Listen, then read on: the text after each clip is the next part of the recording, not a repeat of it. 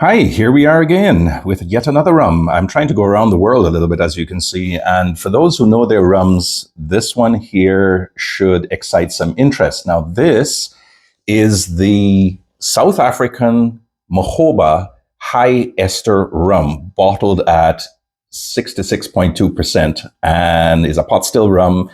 It is unaged and it's got a shitload of dunder and other stuff in it that really makes this thing wake up and take notice.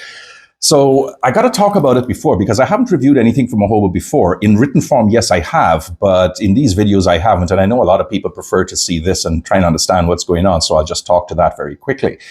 So Robert Graves is the founder of the brand in South Africa. And in the 2010s, he, as a mechanical engineer of sorts and a tinkerer for sure, he started to make all these various little stills of his own to try and see what he could possibly do. And he played around with the technical aspects of fermenting and crushing. He applied for a liquor license, and then he opened for serious business around 2015.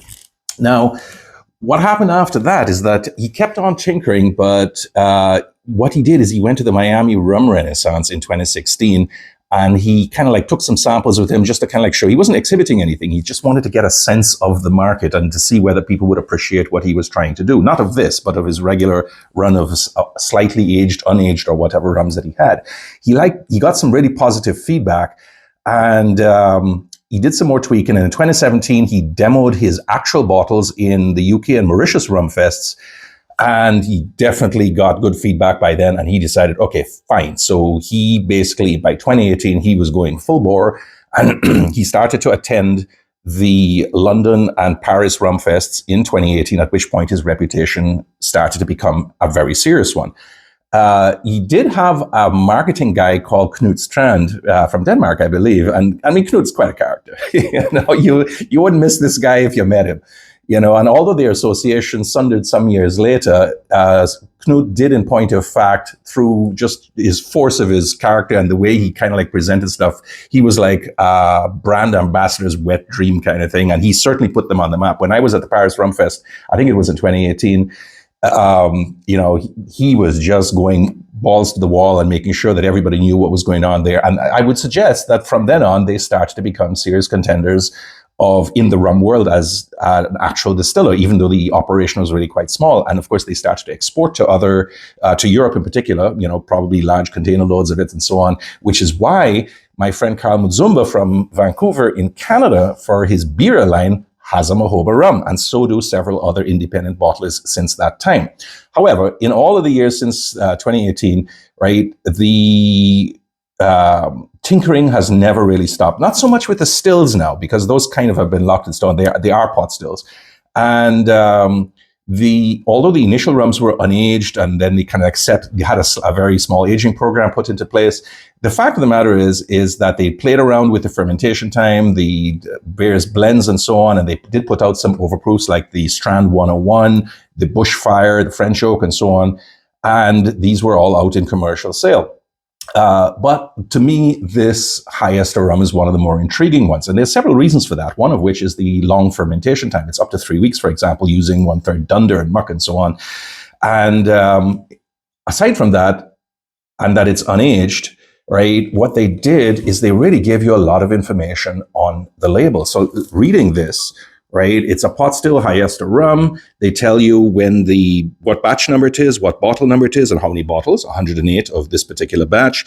Harvest period, May 2019. Fermentation is unsealed, so open vats, right, with wild yeast, of course. Fermentation time, 22 days. And of course, they tell you the varietal of cane. I mean, that's usually a lot more than most people give you. And the really strange part about all of this is that they don't give you the congener count. Now, for something that says high ester, you'd actually imagine that they would tell you that one little statistic so people could see, kind of relate it to the HLCF or the WP, whatever it is, or, the ester counts of the Jamaicans, which everybody uses as sort of like a quasi baseline, but they didn't. I don't really know why. But whatever the case is, this thing at 66.2% packs some serious chops. So let's see what's going on here. Jesus Christ. This is like a grenade of sweet and sour like you have not had before. I really remember being quite amazed by it, but I kind of have a sneaking admiration for it too, because what you're getting is a lot of sour cabbages like kimchi and some of those Asian miso soups with, a little bit of citrus inside, lemongrass. It's like there's a lot of waterlogged cardboard or wood that's been just in damp weather for too long. Rubber, plasticine, heavy plastic, sheeting, new vinyl sofas, varnish, glue, nail polish. I mean, you can just keep going with this stuff. But there's also olives. There's also brine in it. There's pineapples, strawberries, gooseberries, all that mix of sweet and sour and a little bit of salt in there as well. I mean, even some umami if you really want to get down to it.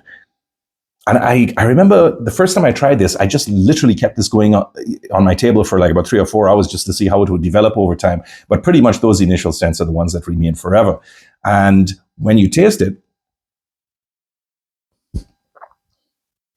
that's even bloody better. And here's the thing. I always thought the nose kind of was just a little bit too energetic for its own good. It just went all over the fucking map. You got this and you got that, and then this came back in, and then this smacked you in the face or whatever it was. It just went all over the place. But by the time you get around to tasting it, it really settles down, right? So it's up to me. The palate is really where this thing absolutely shines. So it's better integrated, it's better controlled, and even though it's still very strong at 66.2%, it's sweet, it's dry, it's sort of like a gin and tonic almost, all in one. It's kiwi fruits, bananas, orange peel, mangoes, a half ripe, let's say, with a little bit of pepper, a pimento for kick.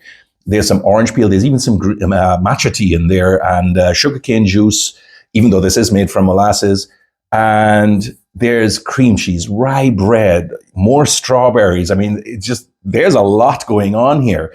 And the real question you might actually ask from a bartender's perspective is like, what the fuck do you put this in? Do you drink it neat or do you give it to somebody in a mix? I mean, who knows? All I know is that as a sipping rum, as a dram by itself, it really is quite spectacular. And it's very, very original. You would not say this is a Jamaican. No. Okay, so what can I say about this thing? I think that the label is absolutely spectacular. It's minimalistic while giving you all the information you want, right? I remember Mrs. Kaner tried this with me, and she says, like, are you actually supposed to drink this? Well, yeah, you're kind of supposed to, but I imagine most people are going to try and mix it. It has a lot of impact, lots of edge, a little that was gentle. It's really quite a fierce piece of work, but there's just so much that happens while you drink it that you're not going to forget it in a hurry. You can't fault its complexity, although you may not necessarily agree with the impact that it makes. I scored this 84 points. In retrospect, I wouldn't change very much about it. After a pause of 4 or 5 years since I've tried it, I probably would say perhaps it might be worth a bit more. But even so, 84 is a really good score for it. And if you're interested in any kind of list of great white rums that blow your socks off and, blow your hair back and just bang the door down, yeah, can't go too far wrong with this one. It's a lovely piece of work and I enjoyed it a lot. And I'm glad I found it in my stocks. So there you go. All right, so this is already too long. I'm going to close it off here. Thanks very much for watching, and I hope you guys have a very nice evening. And let's see where the Rum Festival season leads us. And I hope to meet you all guys sometime soon. Take care, everybody. Bye.